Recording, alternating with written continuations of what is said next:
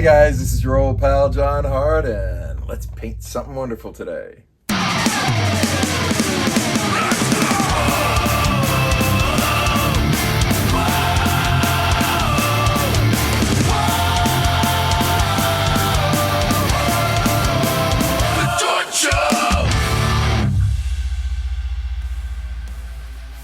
Hey, today I'm going to address skulls. I painted a lot of skulls. I probably painted at least 100 skulls, so I kind of want to put some skulls on here and see how many different type of skulls we can do.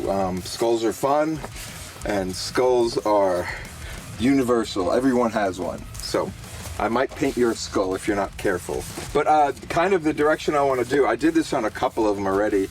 I just kind of quadded up the canvas and painted 4 skulls on it, so that's what I'm going to start doing today.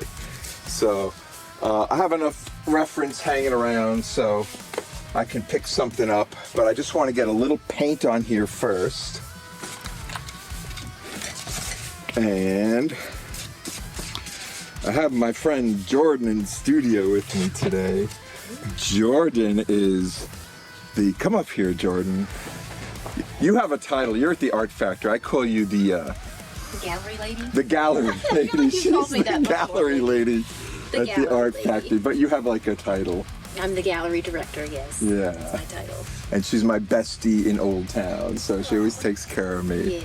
And I've had 2 solo shows there in the past, like 2018 and then 2023 or yeah, it was pretty recently. Yeah. And then you always and think here of you me. are. I know, I'm just making dumb videos. Your old pal John Hartt. Your old pal Jordan Exum. So yeah, she's hanging out in the studio today, and she's gonna pipe in when I do something wrong, won't you? Very good, yes. Okay. I will call you out. Okay, very good. Very good.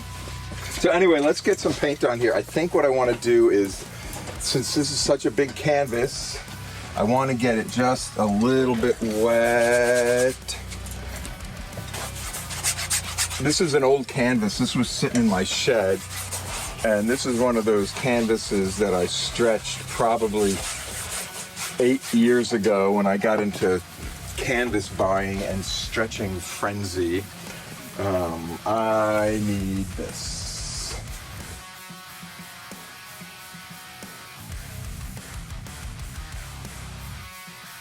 Okay, so I got a little bit of wet on there, a little bit of water. I think I also want a little bit of matte medium on there, or a lot of it actually, to keep it wet, because I'm going to just be pushing a lot of paint around in the beginning. So this is just, and I think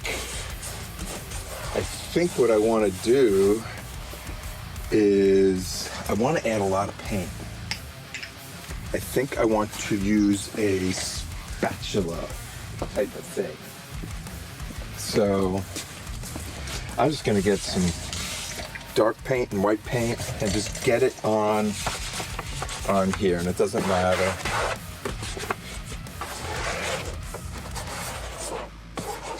And look at how sloppy it is, and look at my floor. But that just kind of gives me a base so I'm not painting on a white canvas. And maybe I can find stuff in here. Find stuff as in find like shapes in this nonsense scribble scrabble that I'm doing. I'm afraid I'm gonna like smear paint on a finished piece, which is something not unheard of in this studio. Okay. Okay, that's good enough for now. So what was I doing? Oh, I wanted to get this into quads, and I want to make skulls. So, nah, I should have probably used a brush for this part. Yeah, this isn't working. We'll try it this way. So, that's about right. So I think what I'm gonna do, all skulls are basically round or oval or a weird shape like that. So not all skulls, I guess some skulls could even be triangular. So let's try this. Let's try and figure out the shapes of the skulls. I kind of want them all different-ish, if not really different shape from each other, but maybe a different angle. But they're all going to be different shapes. So we could even have like a little pinhead skull here, like those Incas. You know, they bind their heads and they have tall, skinny skulls. So something like that. Okay. Something going on there. And this is kind of what I did the other day. It's Sunday at the art factory. Oh. I just did this and everyone had so much fun. Yeah, it looks like it could be. Yeah. Did you see Talia today? I did. Okay. So, I think what I'm doing now, I'm putting this white in. I'm just kind of figuring out where the top of the skulls are. Right now, they look all pretty much the same, but we'll see how we go. Maybe this guy has a big nose skull. I don't know. Just trying to figure out where eyes might be. I like the idea of getting super sloppy, super loose, so that way it's kind of finding the shapes for you or showing you the different intricacies that you can find. Okay, so this guy might have a drippy eye. And there was this one guy, he came in, he had this really good style. He was like a digital illustrator. Oh, Joe. John. Yeah. John, yeah. Oh yeah, I bet his was cool by the end. It was. He was so stuck. Then he found his thing. I said something like, just put a face on it. And he did it. I'm like, and he was just like, this is so He loved it. Yeah. But that's what we were saying before. Just find this little thing you add to a painting that all of a sudden it makes it Yeah, a makes painting. sense all of a sudden, yeah. Okay. Okay, those are kind of looking skullish. Jordan, what's your favorite thing about skulls? I think you're a closet goth. I wouldn't even say closet goth. I'm like an alt mini goth, I guess. A mini goth. Depends on my mood for the day. I know. But yeah. Is it a skull mood or is it a spider mood? Yeah, usually I'm more of a spider girl. Yeah. I did have a sweater on yesterday with hearts and skulls on it, so Oh, good. it's pretty accurate. So, But your skulls are all very different, which is cool.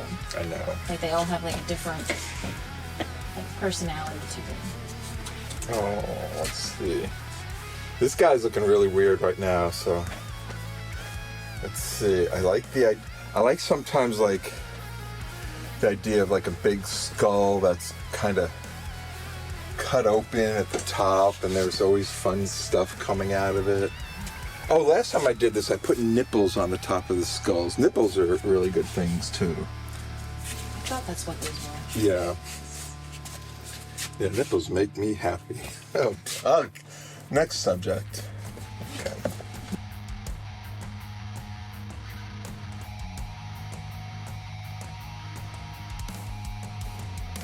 Let's see.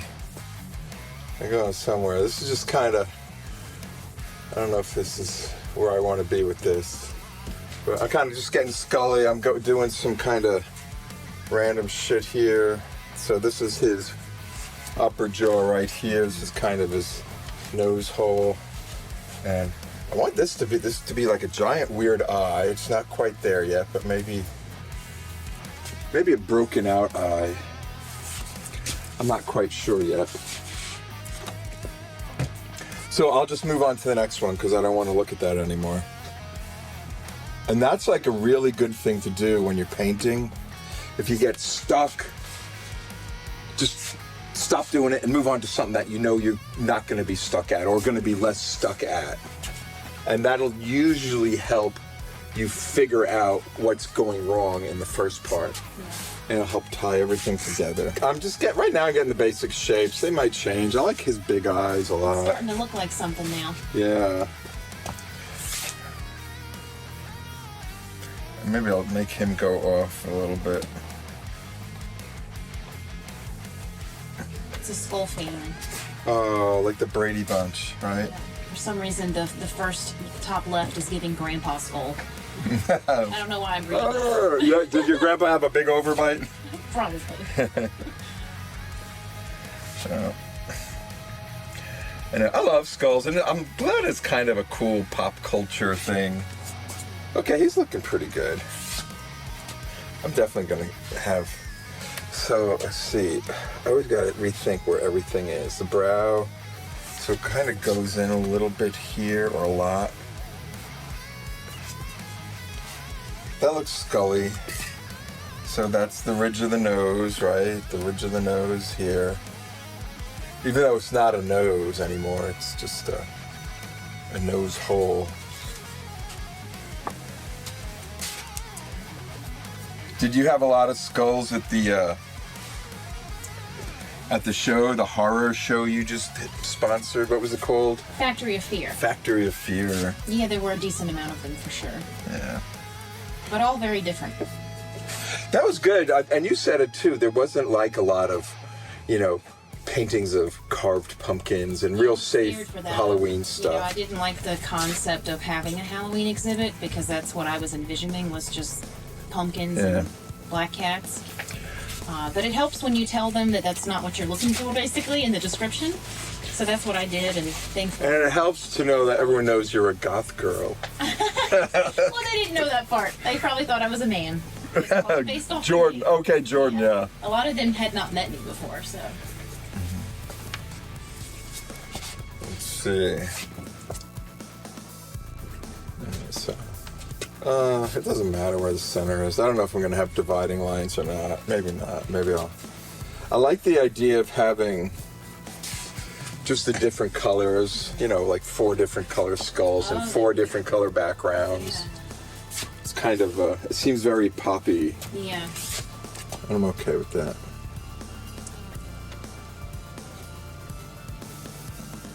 Kind of weird, right? Okay, they're all kind of normal looking to me. I need to find a way to make them not normal. Weird them up. Weird them up. Jortt them up. Right. So last time I put like a rubber ducky. This is a rubber ducky. You see?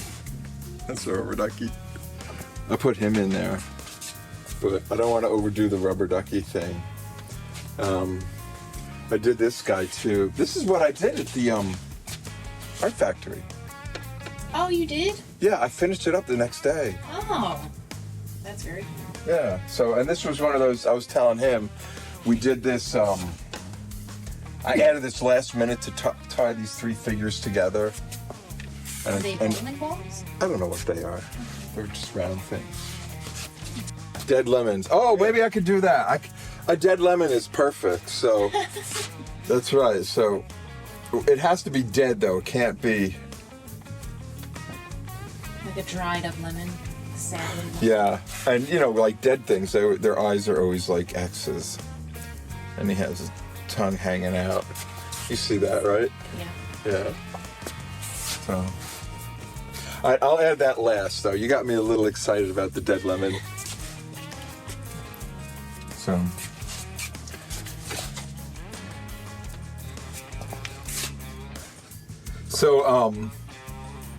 the Art Factory is in Old Town Manassas, and I am very fond of Old Town Manassas, and I know Jordan has been a vital part of the art community in Manassas for quite a while. Do you have anything you would like to share about the I don't know, there's a vibe, there's an art vibe happening, it's going on in town. Yeah, so the Manassas arts community has definitely flourished, I think, in the last maybe 4 or 5 years. Yeah. It's grown a lot. We've had a lot of new artists that have moved into town. A lot of people post-COVID have come here. So it's interesting, when I first started at the gallery forever ago, people would come in there and they're like, what is this place? I did not know this was here. This whole town used to be just like a dirt road that you'd drive by and nobody'd stopped in or anything. And I don't think people would say that about Manassas anymore, thankfully. Yeah. So I've kind of seen that progression over the last several years. Yeah. But yeah, definitely building up the artist community quite a bit, trying to plan some art events for next year as well. Oh, good. So. Yeah. I'm seeing it too, and I kind of pay attention to all that. And I think there's like a lot of different creative pockets, like anywhere you look. I mean, and they're different, I guess, different levels and different groups of people, and it's just, there's so much out there. There's a lot of artists in this area that I didn't even know about. Like giant, big artists, like... Well, I mean, just, there's like several artists that were in the Factory of Fear group exhibit last month. Yeah. They're in Prince William County or Manassas, and I did not know of their work. Yeah. And had not seen it online. And we had a lot of talented artists in that show, so it was cool to see that some of these artists are right up the street. One of them was a tattoo artist out of Manassas. So like you said, they're there. They're everywhere. They're everywhere.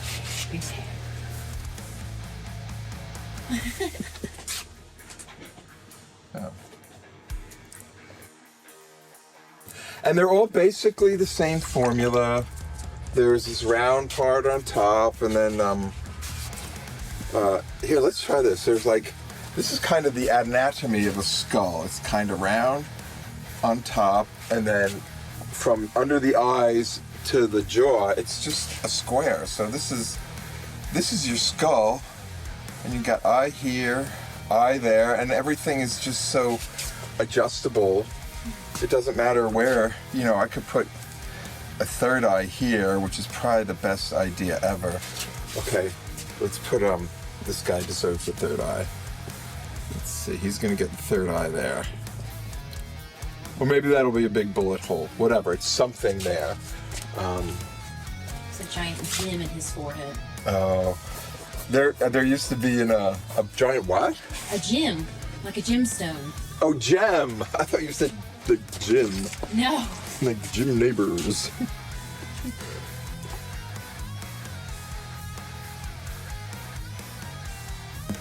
What was I doing? I had an eyeball there. I just want to kind of model these guys a little more and kind of push that part of the jaw back and this part of the skull back too. So I'm just adding darkness to it. And I know there's like kind of an indentation on the side of your head there. That's called your temple. You know what? Don't listen to me. I don't know what anything's called, really. I just feel like it's been called the temple. But not like the Temple of Doom. Alright, he's looking good. And just step back. I need a bigger brush. That's what I need. So. I need to bring him up, his eye up a little bit.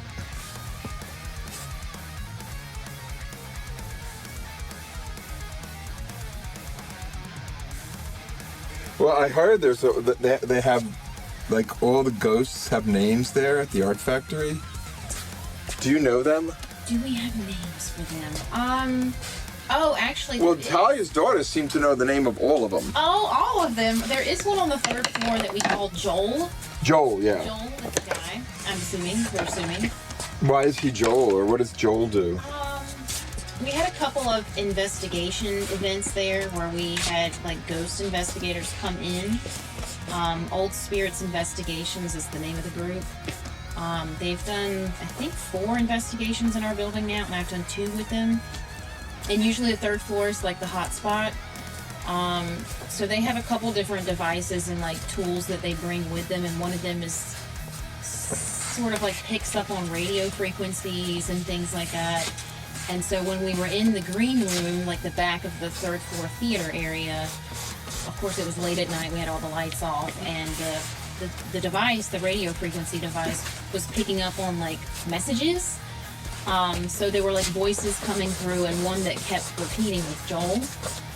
And so you can speak back to it also. So we were speaking back to it during the event and asking it questions. One time we asked it how many people are here, and it said the right number, which was really crazy. Then we would ask if they How was it talking to you? I don't know. I can't explain it. Yeah, no. How does one become privy to the next ghost investigation? I'll let you know, but you have to be very serious. Can you do that? I don't know that you can do that. Do that? I could do that for sure. Yeah. Yeah, they just had one actually. They had it coincided with the big haunted house event that we had. Yeah. So like 2 weekends ago we had that, and so they had I think 11 to 1 a.m. investigation on Friday night, and then 11 to 1 a.m. on Saturday. So. My mother-in-law is like really, really into that stuff. She goes nuts about it. Let's see, I gotta kind of define this guy. So this guy's got a little weird thing going with his skull now. Oh, that's what I was gonna do. I wanted to. He has Elvis hair. Oh, that's good. Yeah, that'll work. So it goes off there. That's kind of. It needs to go like that.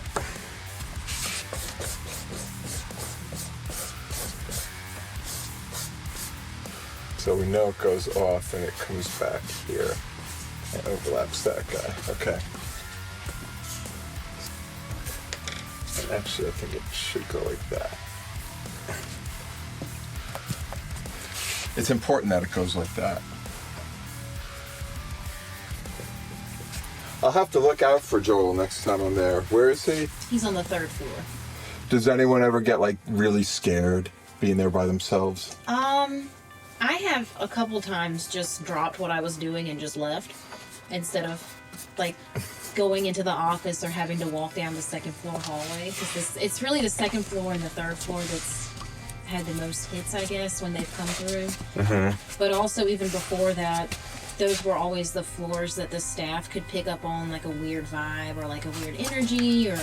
Yeah. So before we even had the investigations, like I was closing up after a gallery reception one night, and I was by myself, and I think it was like 8:30, maybe close to 9 o'clock. And I came up to like return something to the office on the 2nd floor, and all the lights were off, and the office door was locked. And I was on the elevator, and when the doors opened on the 2nd floor, I just got this really weird feeling like, get the hell out of here, do not stay, like don't get off the elevator. Yeah. It felt cold. I don't know if that makes sense, but that's a thing apparently that people feel is like a cold chill or whatever. They smell things. I didn't smell anything, but I just got this really bad vibe, and I just smashed the button like 800 times to go down. I think I left the trash on the elevator, I left everything and just left. Wow. I know what you mean. Yeah. I know what you mean. I get it.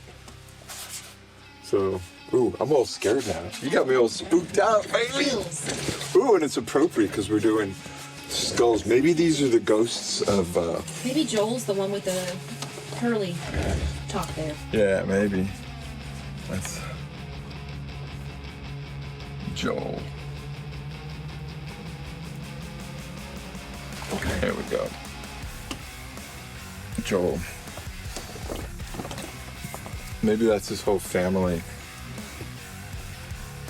Why would anyone haunt that? Wasn't that used to be like? Was it originally a candy factory? It's been a lot of things. It's most known for being the Hopkins Candy Factory, which was that the first thing it was, or wasn't it a mill or something? Yeah, so it was also, I believe it was war barracks. Like there was a war hospital, like grounds, which apparently that's what a lot of Old Town Manassas was. So there's a lot of probably potentially bad energy in this area because of that. So like the weird stories we've heard is like, limbs everywhere in the parking lot. Like that's what they tell us to imagine, which is really excessive. But so it was war hospital grounds at some point. It was a mill company. It was a tire warehouse, I think, before we moved into the space. And it was Merchant Tire. So like Merchant Tire that you see off 28. Yeah, before you guys got your grips on it. Yeah, but most people know it as the candy factory, so we'll have people come in and they're asking, where's the candy at? And we're like, They still do that. not as much lately. Thankfully, I think the branding has finally paid off a little bit. We haven't had that too much, but I know the first few years I was there, it was like every other day somebody would come in with like their 6-year-old kid and they're like, we're here for the candy factory. Oh, that's I would funny. send them across the street. Oh, art. Art instead. I said, well, we have eye candy here. Like, you can look in the gallery at the art.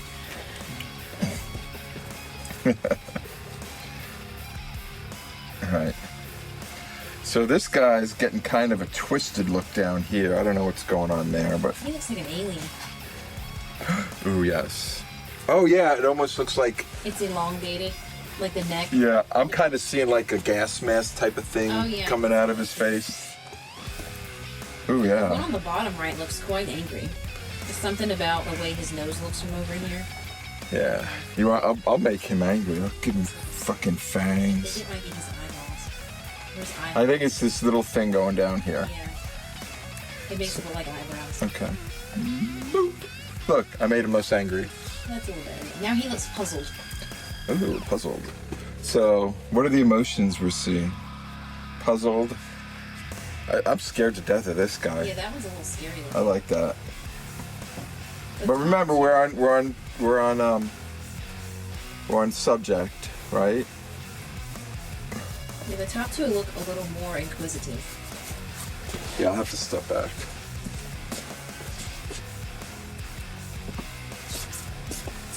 Yeah. And now I'm looking at my lemon. I kind of want the lemon to be more like that. Yeah. I think the lemon has to, and that's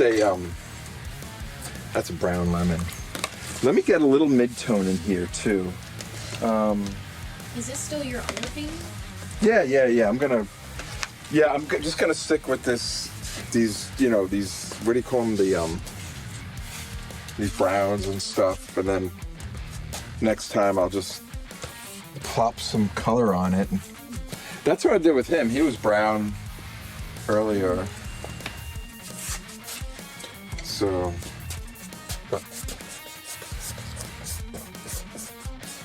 I'm going to, somewhere in Leesburg, this winery this weekend. So, Are you live painting? yeah, and I'm gonna set up a pop-up too, so. I'm just trying to make a presence out there.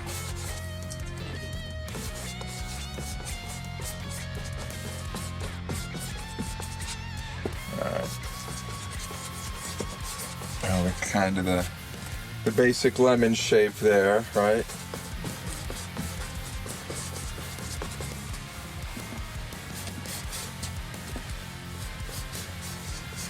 Oops, I made it too big, but whatever, it doesn't matter. I don't care.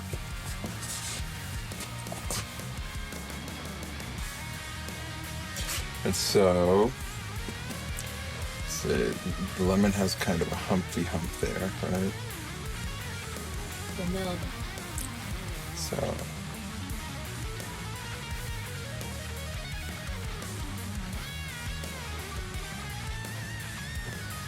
I think really gonna be, yeah, that's kind of what I want.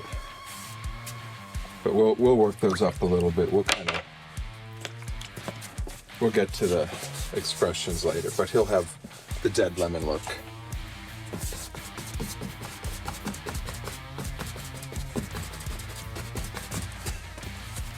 And a little bit darker here because our light source is coming from here, and it's really wet too. You see how it's dripping? I kind of let it get too wet here. So. Do you ever look at your paintings when you're done and you find like symbols that you maybe didn't intend for them to be symbols, but they kind of are? I think a lot. I don't really see it, but people see things. Because I mean, the lemon is symbolic, really. Of what? I mean, it's a dead lemon, so of death. I mean, it goes with what you're doing. Oh, okay, yeah. And you know what? I know there's a lot of stuff that I'm kind of intentionally adding so that the viewer, to confuse the viewer, to make the viewer ask questions. Yeah. Like, why is there a lemon? Why is there a lemon there? That's the dumbest thing. But then people assign meaning to it. Yeah, it makes me want to look at the other pieces and see. It's probably more symbols than you realize. Yeah. Yeah, we could write a whole book about the symbology I accidentally made. Yes. Right. The Jortt iconography. Yeah. I'll help you write that, John. Okay. No, but I was saying in the last painting, it's like how, I was raised Catholic, and, Catholic stuff is all about pictures and iconography and, everything. So, got those halos hanging over people. Oh, that's a good one. That's a good guy. He's got the halo. And then the devil is tricky. And then everyone suffers, because that's what religion is all about, I guess. Okay, I won't get on that topic. Oh, you see how he's looking nice and gold now? And I'm just doing, this is a transparent yellow. And I like I like how this is looking like it's almost, not necessarily fangs, but ripped kind of something. So let me see if I can work that a little bit. So this is going back. Ripped something, or I'm not quite sure.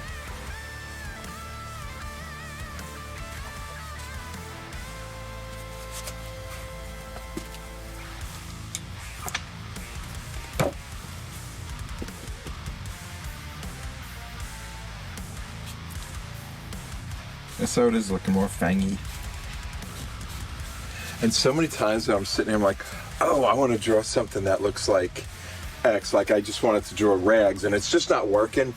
It starts to look like something else, and I kind of just hop on that train. Yeah. You see the yellows, and that's what I'm kind of doing a lot with this yellow. I like using this transparent yellow for the underpainting because it kind of helps to show me where I want things to be glowy. Yeah. So. Oh, I don't want to undo those screws. I kind of like those. Yeah, I kind of like that. And it's specifically this transparent yellow and this transparent, it's like a red-brown. So. And it's important to know if you have an opaque paint or a transparent paint.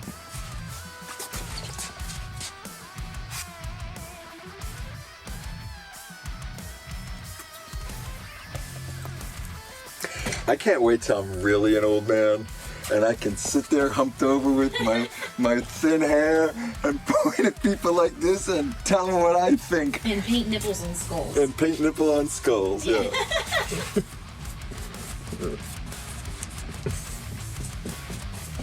So, I'm pretty much adding this transparent layer of yellow to most of the painting. It's still wet, so I'm gonna get it. It's really nice. This is such a nice yellow when you mix it with, it looks kind of orange on the canvas, but when you mix it with the white, it really turns into this bright, like summery yellow. Yeah, and I think I said I was going to put a another eyeball there.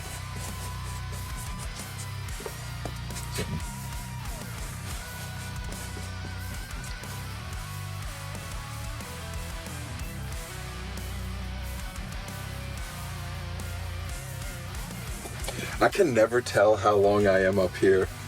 Never. It probably feels like forever sometimes. Or maybe No, I feel like sometimes it feels like forever, but sometimes it feels like, oh my God, I can't believe we just did an hour and a half, and it just felt like 20 minutes. And I'm talking the whole damn time too.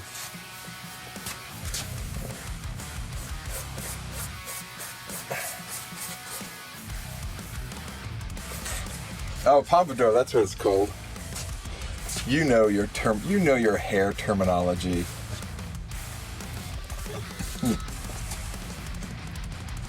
Pompadour.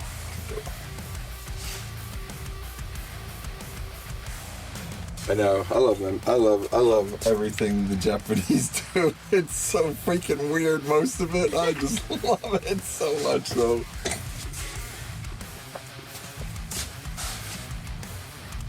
And I think a lot of that foreigny stuff changes in translation to our culture.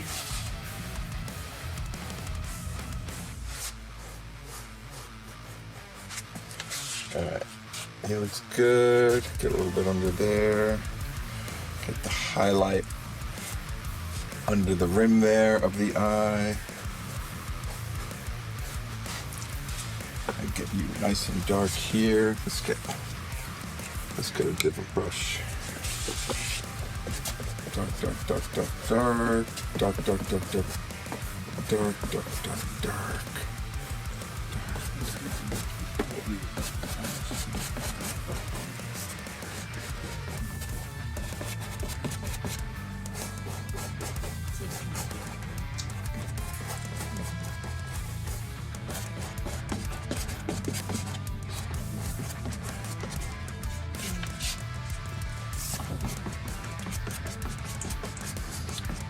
You see how that looks like gold when I add the white? It's just so...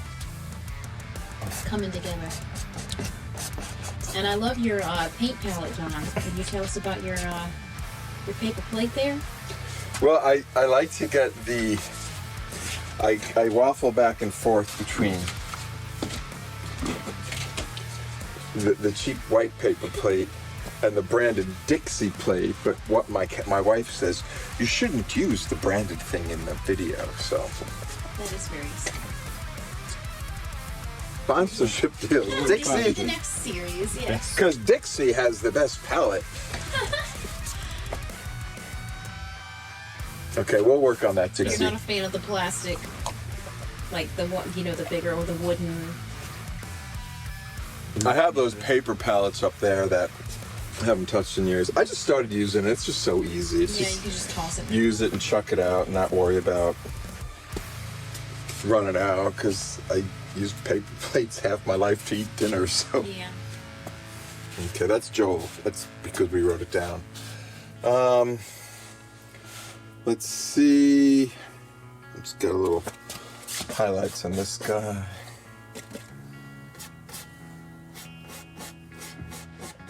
So, Jordan, did you ever do art?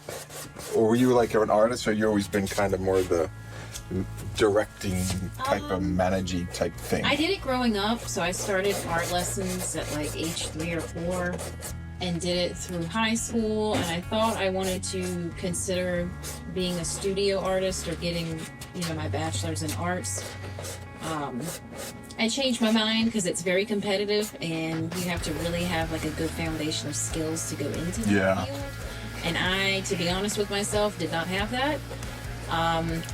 So I started looking at different like careers in the arts that were not focused on creating the art, but the other things that you could do. Yeah. So I kind of started discovering like museum jobs and gallery jobs, and then found that typically they would like for you to have an art history degree, which is funny, I know. Because it's like kind of an outdated field in a way as far as, popularity of getting them and opportunities with it. But a lot of, like when you go to a museum in DC, those museum exhibits are curated by somebody that typically has a PhD in art history. They really want you to go all the way with the degrees. So I ended up getting my bachelor's in art history and my master's. So I went the other route. So studying like the context behind the art, like the history behind the art, like what was going on, and the social part of things when the art was created, and how did it impact the meaning of the painting, and lots of that drier stuff, I guess. No, but that's that's interesting how art follows the ages, or the ages follows the art. So Yeah, there's a lot of different ways to study art history. So some people focus on the social historical part of it. Sometimes they focus on the formalist part of it, so the iconography behind it, the style. It's a pretty broad field. yeah. So I'm gonna see if I can get some of these teeth in, figure out where they go. I like using these big fat brushes.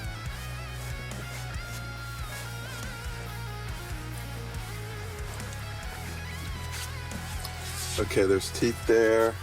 This guy's got, I'm gonna give this guy a total of 4 teeth. That's one of his front buck teeth. I feel like they all have their own personality. Good, good. That's what I'm always going for.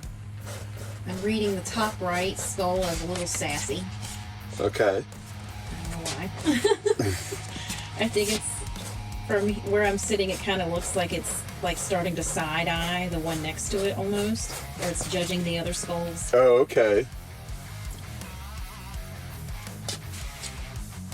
Yeah, I think we need more of that direct relationship between all of these, because sometimes plopping something in the middle ties it together, and it might work. The lemon? Yeah, but if we can even get a little more connection, like you said, look like you're looking at this one, or you're kind of reacting to something that's going somewhere else in the painting. I don't know. Yeah, bottom left is a little creepier than the other ones for sure. Yeah, I'm really liking that. So I'm gonna definitely highlight, oops, I don't want to fall down, these twisty things. I feel like his muzzle is kind of twisting down like a paper towel when you wring it out. Not a paper towel, like a beach towel when you wring it out when it's covered in schmutz.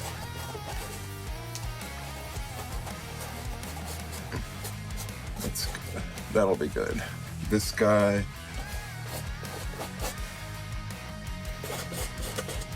Do you ever come back like the next, like a few days after you've done the underpainting and you just get overwhelmed and you just can't continue it?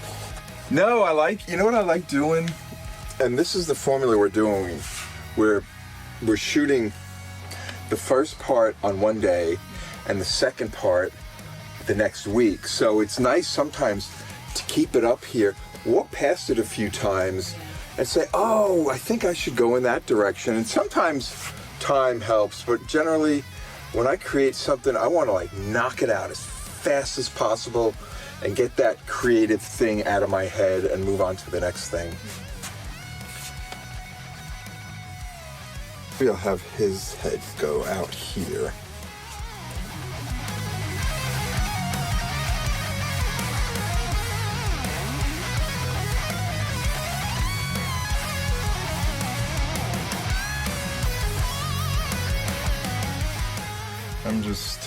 I think I might be ready to be done with this part today. Let me get just a little more white on there.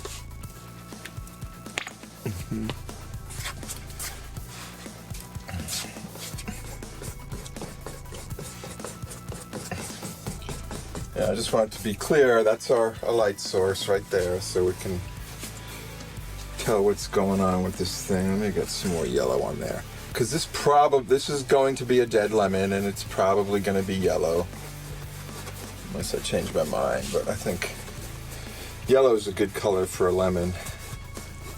Unless it's green, then it'd be a green lemon. Or a lime. Ooh, don't you know all sorts of things? I know my colors, I guess, when it comes to lime. He taught me that in arts in college school. Yeah, I have my learnings. Can't you tell? I can. Educated. I can. I like doing this layers over layers and mixing the colors, and I think each layer kind of brings it alive just a little bit more sometimes. And my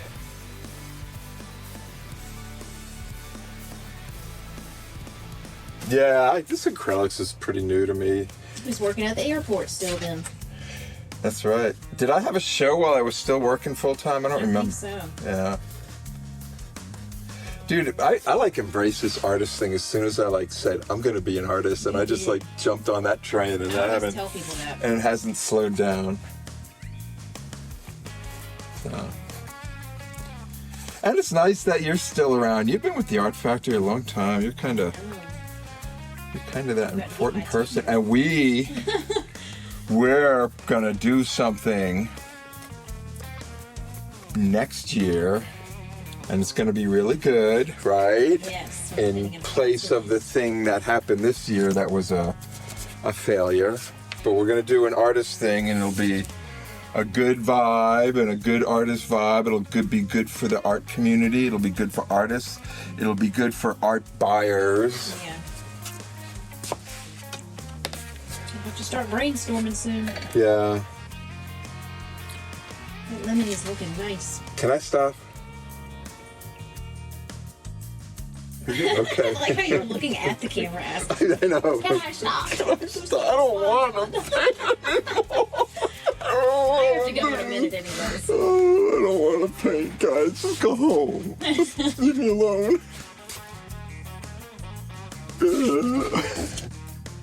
I think that was pretty fun. Okay. That's a really good start. I'm really happy with this. We started with a blank canvas. I wanted to get 4 skulls up there. I got kind of 4 skulls, and the next sitting we're gonna throw some color on it and tighten it up and make it done.